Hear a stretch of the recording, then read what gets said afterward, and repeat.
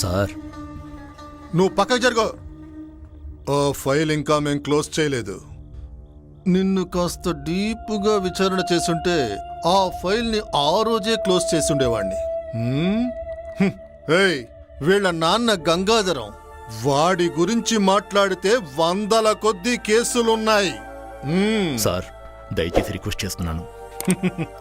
నీకు వీళ్ళ కుటుంబ వ్యవహారాలు ఏమైనా తెలుసా? తెలుసు సార్. సార్ మీరు వీళ్ళ అన్నయ్య మీద కేసు పెట్టి ఆ వ్యవహారం అంతా జరిగిన తర్వాతే నాకు తనకి పెళ్లి జరిగింది. అనవసరంగా మీరు ఈ విషయంలో జోక్యం చేసుకుంటే పై అధికారికి చెప్తాను. నోరు మూయరా. నా గురించి చెప్తావా? నా గురించి ఏం చెప్తావురా? ఇంకొకసారి మా అన్న మీద చెయ్యేస్తే ఏం చేస్తావురా? ఏసిరి చెయ్యి నరికేస్తాను. కాస్త నోరు మూసుకోండి. మందు తాగొచ్చి ఆడవాళ్ళతో అసభ్యంగా ప్రవర్తిస్తే మీ టోపీ ఎగిరిపోద్ది. ఏమనుకుంటున్నారు? ఆడవాళ్ళ దగ్గర మళ్ళీ నేను పోలీసు మీద చెయ్యెత్తుతావా? చూసుకుందాం. నిన్ను వదలదు.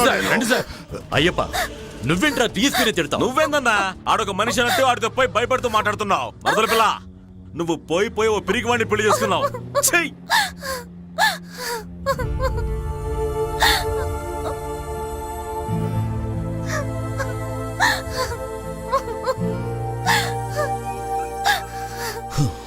అయ్యప్ప వల్ల టెన్షన్ మొదలైంది. వాడి ఆవేశంలో తప్పు లేకపోయినా గొడవ పెట్టుకుంది డిఎస్పీతో. అయినా నువ్వు దేనికి ఇంతగా ఏడుస్తున్నావు? అన్ని విషయాలు మనం ఉదయం మాట్లాడదాం. మీ అన్నయ్య క్రిమినల్ అయినందువల్ల నువ్వు నిందలు పడాల్సిన అవసరమే లేదు. జరిగిందేదో జరిగిపోయింది. నువ్వు పడుకో.